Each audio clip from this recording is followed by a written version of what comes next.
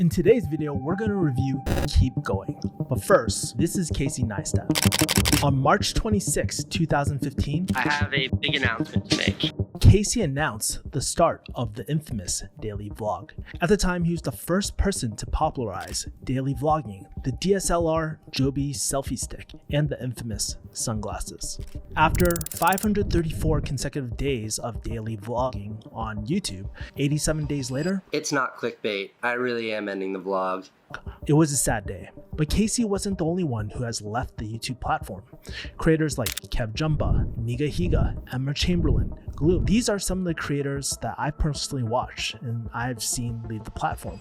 But why? They all burned out. And recently I was watching Colin Samir, and this is what they said about burnout. Burnout is something that is incredibly common with creators, and just the nature of YouTube actually lends itself to that. This isn't just a small problem where you're just like, oh, I don't feel good. I don't feel like posting today. Burnout is actually almost a $200 billion problem in the annual healthcare spending, according to Harvard Business Review.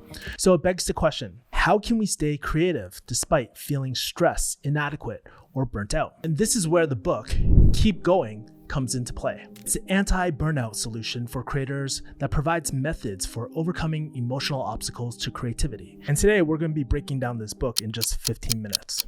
As a creator, I've also personally struggled with creative constipation, where I struggle to be consistent on my YouTube channel, my blog, and my email newsletter. Other times, it feels effortless and I feel like I'm in creative flow, which makes me wonder, how do we overcome creative constipation and just get back into the flow of things? And in this book, there's 10 principles for staying creative, broken down into 3 key themes. 1, having healthy creative goals. 2, staying in the moment. And 3, living a healthy creative life. By knowing these principles, we can start to feel the joy and fulfillment again from the creative process of making art. Not only will it help us make creative work, but also feel good about the work that we make, all while benefiting from the external rewards as well. But before we break down this book, please support the authors, and quick shout out to Shortform for helping prepare for this video. If you want to support my work, please use the affiliate links in the description below. Back to the video. Principle number 1, have healthy creative goals. This is me at 25 years old when I was a pharmacist. At the time, I didn't really consider myself creative. All I wanted was this internet YouTube thing to work out so I could replace my 6-figure pharmacist salary. But the one obstacle I always faced was consistency. Whether it was shooting a YouTube video or writing an article, I'd go through periods where I'd go ham, burn out, stop for a while, guilt myself into not feeling good enough, and then repeat the cycle all over again. Which led me to this one question. What is the core reason behind burnout? And the answer? It's the type of goals that we set. If we want to avoid overwhelm or burnout, then we have to use our creativity to pursue the right goals. According to Keep Going, there are 2 types of goals. 1, there's result-based goals, which are unhealthy. And then there's process-based goals, which are the healthy goals. What are the differences between the 2? Well, let's break this down. Result-based goals. Result-based goals focus on the end product like revenue, subscribers, or views on YouTube. Some people will call them vanity metrics. This obsession with the end product pressures us to consistently churn out more work to achieve more results, which leads to burnout and shifts us further away from enjoying the actual creative process. So let's talk about the 2 things we tend to obsess when it comes to result-based goals. The first thing, money. Focusing too much on monetizing our work can actually lead to burnout. Sometimes turning a hobby or passion into an income source can turn something that was once a creative escape from everyday life into an obligation that adds stress and pressure into our lives. Now, does this mean that we can't make a living doing the work that we love? Of course not. But if we want to keep the creative juices flowing and avoid burnout altogether, we need to shift our focus away from obsessing over money as the goal. Instead, we can identify how much we need to sustain our minimum happy lifestyle and live within those means. This might mean keeping a tighter budget or really getting a day job along with our creative work. Now, let's cover the second thing, approval. Doing creative work for the clout is dangerous. When we chase vanity metrics like or shares on social media, we can start feeling upset or feeling not good enough. But if we can start caring less about approval, we can start creating work that we actually care about, which makes it easier and decreases the friction of the creative process. So if result-based goals are the source of burnout, then what is the solution? Well, we need to focus on process-based goals. Let me explain. This is Ali Abdal.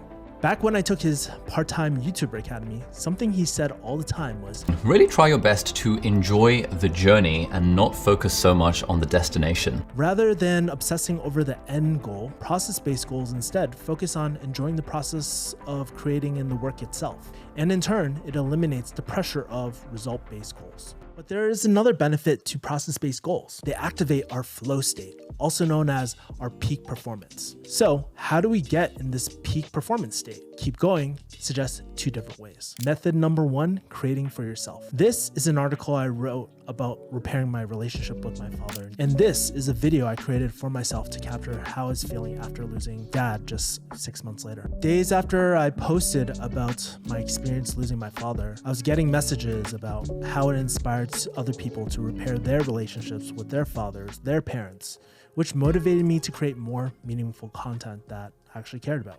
By making creative work that we enjoy, or is just for us, it helps us enjoy the process of creation without having to worry or deal with the friction of what anyone else thinks. It doesn't matter if we publish it, store away, or even burn it and destroy it. What matters is that we actually took the time and practiced creativity and took joy in that practice. The second method, create for someone we actually care about. This is Jake Tran. Jake Tran. He makes documentaries on money, power, war, and crime.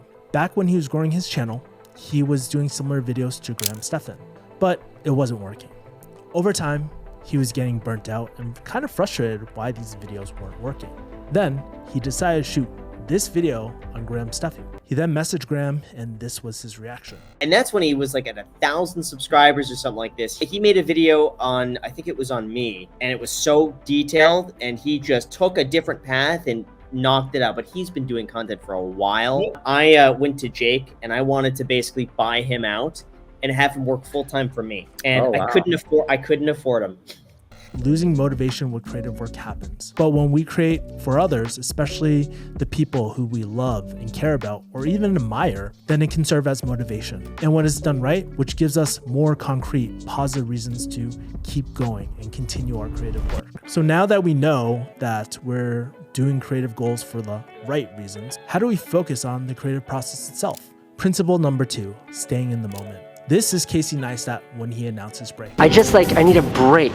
I think today is my 534th day in a row where I've uploaded a video, and I've uploaded like 550 videos or something like that in those 530 something days. Like, that's crazy. And so I want to take this week off. I want to take this week, no vlogging. Hope you don't forget about me. Sometimes we can get so lost with content creation that we forget to stay present and remember that every day is like a fresh new reset. And it's a great reminder to just take one day at a time. Staying in the moment ensures a healthy and productive creative process. But what does that actually mean? It means not thinking too much about the past or worrying about the future, focusing on new ideas and putting those ideas into our work. Keep Going has 3 methods for relieving our creative constipation. Let's get into it. Method number 1, establish a daily routine. Remember how I said every day is Groundhog Day? This is the book Daily Rituals. It breaks down the daily routines of over 150 artists in the book. Everyone from Da Vinci to Einstein, and something that they all had in common is that they all had their daily routines. Daily routines help prevent feeling overwhelmed, of thinking too far ahead, and the regret of should've, could've, would've, just like how I used to obsess over my past relationships forever alone. Daily routines do 3 things. 1, they provide order and structure to the day. The second thing is they help build focus. Third thing, they help better manage our time and energy. Plus, there's the added benefit of not having to worry about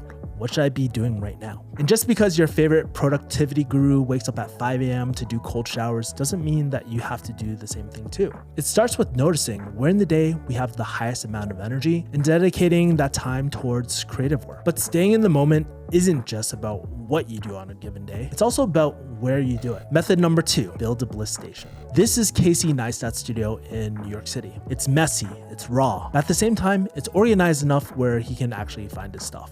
He's able to draw inspiration from both inside and outside his studio. And more importantly, it works for Casey. Now, let's take a look at Peter McKinnon's new office that he just released just a few weeks ago. It's not as messy, and he recently downsized his baller studio into a minimal budget studio. While different from Casey's, it serves the same purpose. Chances are your favorite creator on YouTube, hopefully his name is Kevin, chances are your favorite creators have a specific place for their creative work. It needs to block out external distractions while stimulating creativity. First, our creative space should allow you to work undistracted so that you can actually focus on stimulating our internal creative thoughts. The last thing you want to worry about is external stimulation. Imagine going to your favorite music festival and trying to write a book there. Yeah, probably not gonna happen.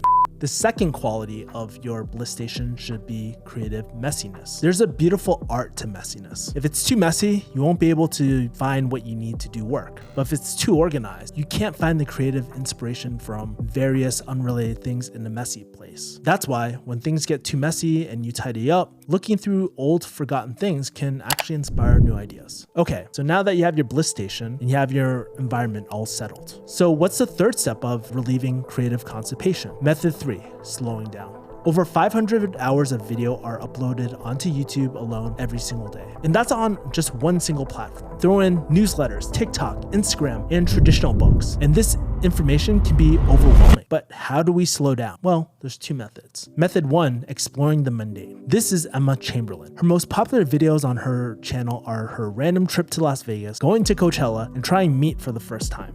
She's often referred to the modern day Seinfeld of YouTube. Basically, the show about nothing.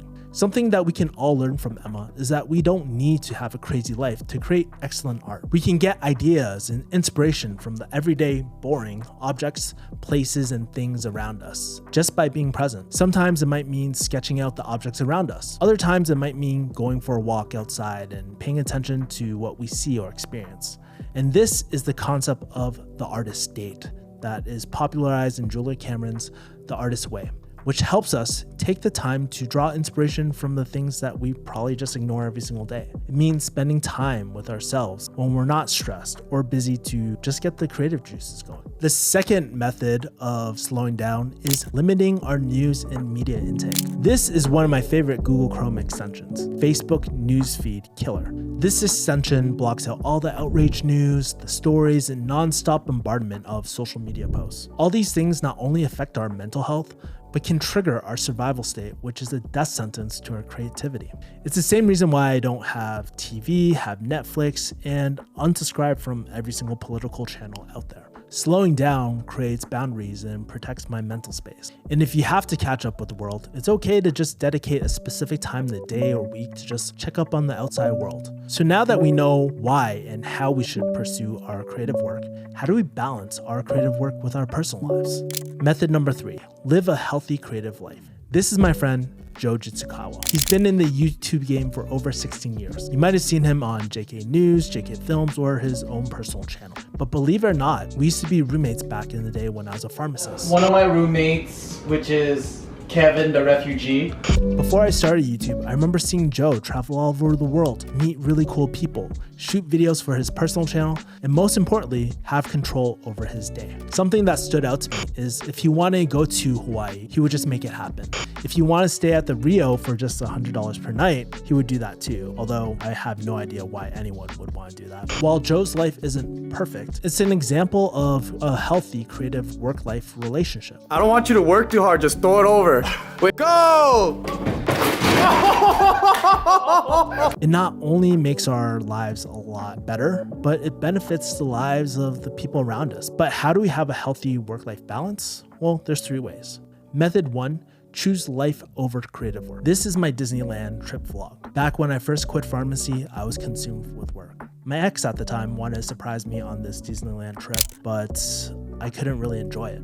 I was too busy stepping away off rides, trying to close these deals and just coordinate everything. And it really affected my relationship. And because I couldn't set clear boundaries on a healthy personal life and creative work, We eventually broke up. Don't be like me. In the 9-to-5 world, we often keep our lives separate. But if you're a full-time content creator or entrepreneur, the lines get really blurred. There's no clear on and off times. And if we don't do a good job at maintaining this balance of a healthy life, we can become the tortured artist. This is basically someone who causes suffering to the people, to themselves, or the people around us in the pursuit of creative work. Art should have a net positive impact on the world, both in how it affects others and how it affects its creator, meaning us. Sometimes we just need to step back and just realize being a good and ethical human being is more important than creating amazing quality creative work.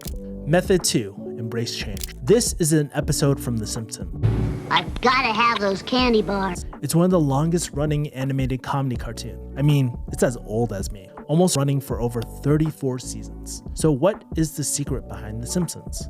Well, if you compare the old 1989 Simpson episodes to the present day, it looks completely different. And to stimulate creativity, we need to be willing to embrace, confront, or accept new ideas in our life. By opening ourselves up to the option of changing our mind or understanding alternative perspectives, we'll be more open to new creative ideas and experiences. And change can be scary. For me, I started off as a pharmacy channel, then transitioned into a lifestyle entrepreneur channel, and now I'm doing these documentary style book summaries. Things change over time, audience changes over time, and the truth is, we should change. It's a sign of growth. Method 3, accept where you are. Let's go back to ancient Greece. This is a picture of Zeus, king of the gods, with his 9 daughters, or aka the 9 muses. If you don't know what a muse is, the ancient Greeks used to look toward these muses for creativity. We can't control how and when we're creative. We just have to learn to accept it. Everyone encounters and experiences creativity a little bit differently. So if we go through a case of creative constipation, we shouldn't judge ourselves as failures. Judging ourselves when we're not at our creative best not only makes the problem a lot worse, but it makes sure that we are continuously suffering from feeling inadequate. But okay, what does it actually mean to accept where we are? It starts with noticing the times of the day, week, or month, or even years when we're not creative or at our creative best. From there, we can learn how to work with those creative rhythms instead of judging them as wrong or not good enough. This is where I struggle the most. Not being able to balance my personal life and work has really costed me in my relationships and mental health at times. Also, in a world with so many new content creators, sometimes I personally get caught up comparing myself to other people's work, and I compensate by endlessly working harder and eventually burning out. And in those times of creative constipation, I find myself turning to this book, Keep Going. And that is Keep Going Explained. Hopefully, it will cure your creative constipation like it did mine. And here's also another video that you'll probably like. Stay compassionate, stay authentic, stay rebellious. Peace.